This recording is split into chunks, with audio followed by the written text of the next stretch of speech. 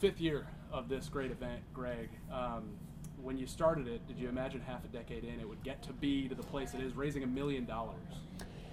Yeah, when I think back years back when Oliver and the Mastro team, when the family, when they reached out and they said, this is an event that we do in other cities. They do it in Arizona. They do it different places around the country. And they've had a lot of success. We were like, yeah. I mean, we spent we spent anniversaries here, holidays here, Christmas Eve, my retirement. I mean, we've had a lot of meals here over the years, and to be able to open the doors to our foundation and to our biggest supporters and our donors and our families that we serve has been just an unbelievable opportunity. I mean, it's widely regarded as the best place in town to go out for a nice meal, and the fact that they close it down and open the doors only for our foundation and give all their service, give all their food, their facility. It's really a rare and unique opportunity, and one that we're very grateful for and constantly reminded each year when our tables sell out pretty much the second we post them. You just realize the demand, and not only demand in the purpose of our foundation and where the money goes and what we support, but also just the experience and how much people enjoy coming here and how much people take the opportunity on a weekday night to get a break from their life to not only support our foundation, but come enjoy really great moments and memories with their friends and family. And it checks a lot of boxes. When you wake up the next day and you've enjoyed the food, the fun, the beverages, the fellowship, the money raised, what's the feeling you have? What's the emotion you have after that? Yeah, I mean, it pretty much checks all the boxes. I mean, you just said it right there. I mean, there's very little left that this doesn't accomplish. And, I think every year for all of our events, we're just constantly reminded to be 14 years in and still have this level of demand and this ability to fundraise and people still connect with our purpose and connect with our story and still want to help us support Levine Children's Hospital and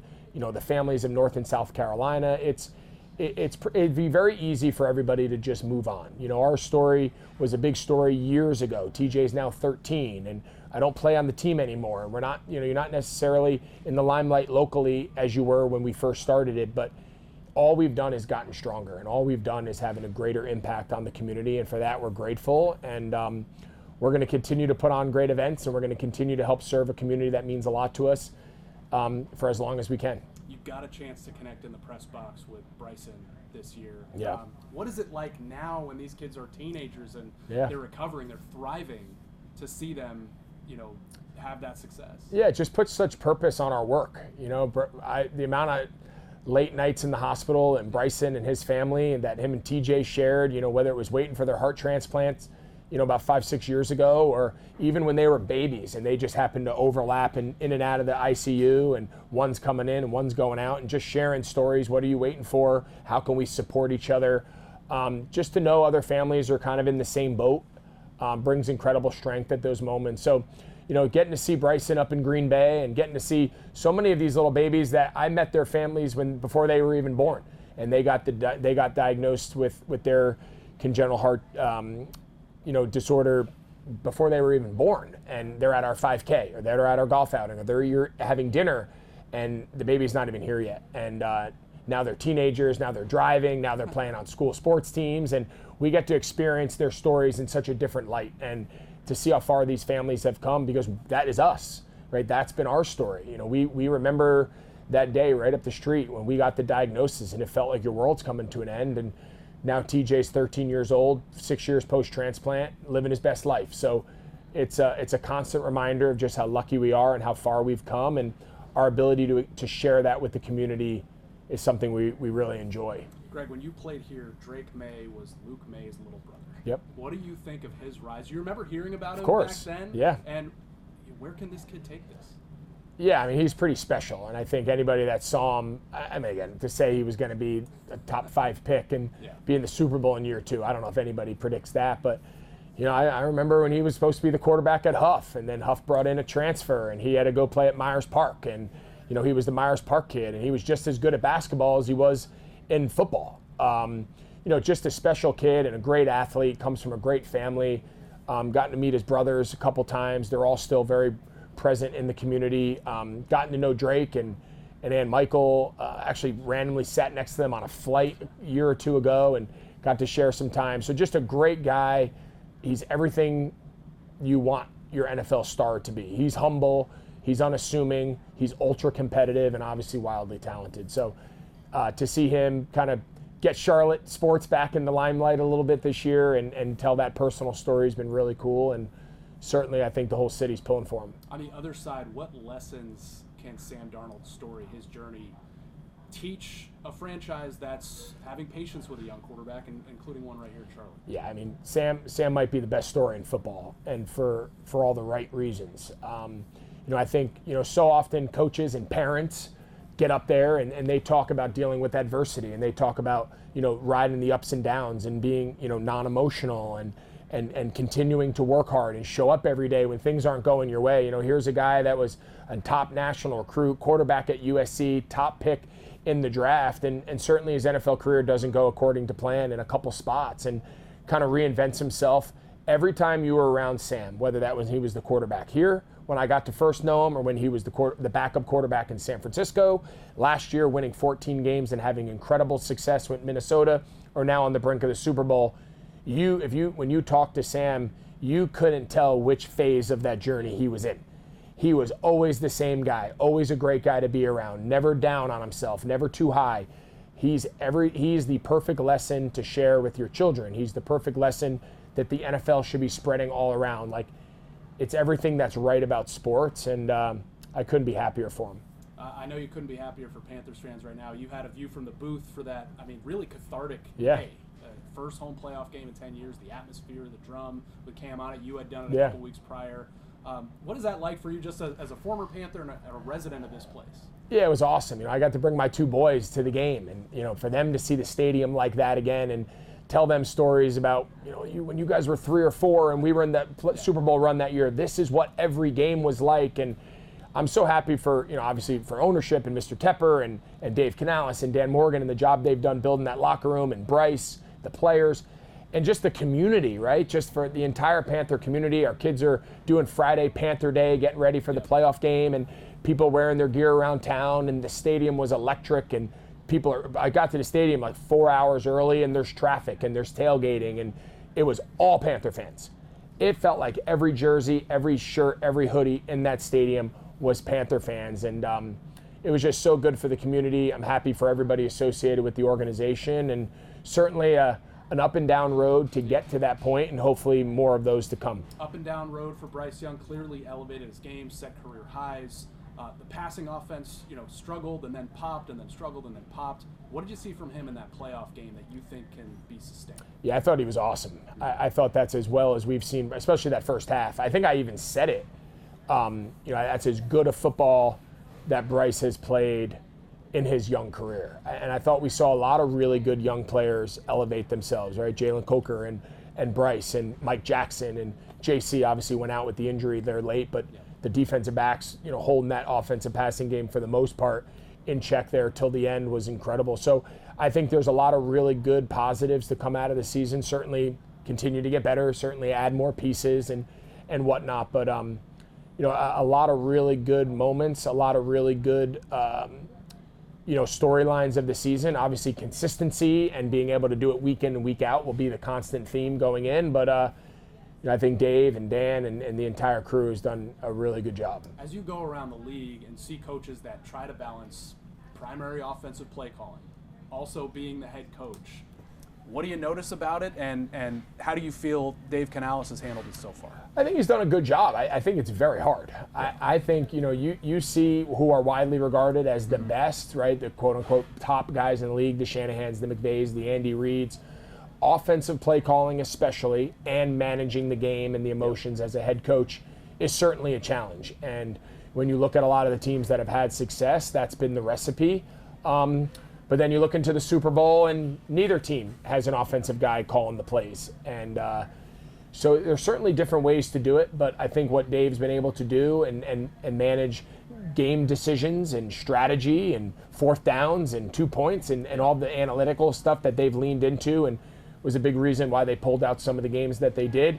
But then also be able to be the offensive coordinator and have his face in the play sheet and get the right dialed up play and get the right call. I think as time goes on, he'll get better at it. I think that's the only way to learn is by doing it. And but no, it's something I don't envy. I think the guys that manage to do both things well, it's a lot easier said than done. All right, let's still continue talking about coaching, but we'll take it down a couple of levels here. You guys have been a riot, you and Jay Stu and Luke with the middle school team. What's kind of the most surprising thing you've learned about coaching middle school kids in football? How much they're capable of doing. You know, I think when we first got into it, now they weren't in middle school when we first started a couple years ago. They were young. But, you know, you don't know what they're able to handle. And you don't know how far you can push. And you don't know how far you can really implement what you think in your mind is going to work. What are they actually able to do? What are they able to execute? And that journey of just learning ourselves, I think, has been the most fun aspect of it. But, you know, now at this middle school level, you know, 7th and 8th grade boys, they're 13, 14 years old, they're growing, they're a little more mature. They're able to do a lot. And I always joke, like, the biggest limiting factor of what these kids can do are the adults, right? Like the coaches, the parents, they're the ones saying that's too much, it's too hard, it's too early, it's too long, it's too hot. And the kids are like, give me more. Yeah. I want more, I want more. And the way they've bought into our program, the way they've bought into the style that we want to play, the style that we want to practice, the way we do it, it's very intense, it's very high energy. We are playing real high level competitive ball. They love it. They soak it in, they cherish it. The season, 2 weeks into basketball season, I'm seeing the boys at the gym. Coach, when's football start? Coach, when do we start workouts? Like, these young boys, they love it. And it's our job to give them that experience to cling on to. And in our experience, once they have it, they can't get enough of it. Looking ahead, could you see yourself on the sidelines on Friday nights, a little high school coaching?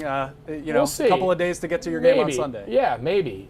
It's definitely something I wouldn't completely shut out. But right now, you know, being with my kids and doing it at their school is obviously the best part about it. But you know, we try to stay involved in the school as much as we can in all the sports and support, you know, my daughter, whether it's in track and basketball or the baseball program or basketball. You know, we're not just out there saying, hey, it's just about football. We want all the kids to have a great high school sports experience. Our kids and everybody else. I just believe so strongly in just how powerful that is for these kids at this age to have that experience at the moment and to look back on. And we try to do everything we can to support that.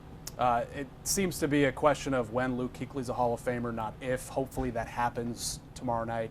Was there a moment when he came in 2012 where you thought, that's different?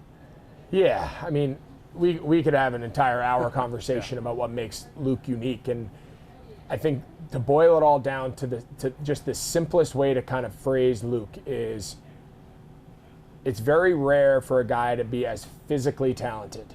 Run, jump, tall, strong, fast, catch, the physical attributes, and also go around with the personal attributes, the mindset, the intelligence, the personality, the humbleness, all of those boxes, and then be able to fuse them all together. And you get like a killer on the field, and then like the guy you want your kid to grow up to be like, and you want your daughter to marry. Like, he's that good of a dude, and his morals and his values and his friendship and everything about him. It's just a very rare combination in today's world. And that's really what it boils down to for Luke. And I hope I'll be there tomorrow with him. Hopefully we're celebrating, and hopefully what's right will be done. And I think it'll be a great day for him. It'll be a great day for his family, for the organization, and certainly one we're looking forward to. Hopefully it opens the door for some other guys in that window of Panthers football. Do you allow yourself to go there and think about, you know, if you might wind up in Canton, you've done things at the position guys hadn't done before you did it? Yeah, you know, I don't. My kids probably talk about it more than I do. You know, I understand kind of the lay of the land. I understand the amount of really good tight ends that are waiting to get in. You know, the Jason Wittens of the world, and you know, in a couple of years there'll be Gronk and, you know, Kelsey and Kittle, and you know, the position is getting more and more crowded. It's producing more and more high level players than ever before, which is certainly part of the game. You know, I understand my last couple of years. If you would have asked me in 2016, I would have said, yeah. I said, I'm on my way. Obviously, you know, the way the season ended with the injuries and just never quite getting it right. My production for 10 years being as consistent as anybody's, and then the final couple of years, maybe it looks a little bit different. So I'm not not naive to that. I understand the reality of this game, but I also look back and say that doesn't define my career. I'm proud of what I was able to do. I'm proud of what I was able to accomplish in 2 different spots. Well, 3 really. But it's not something I'm holding my breath on. It's not something that I'm counting on.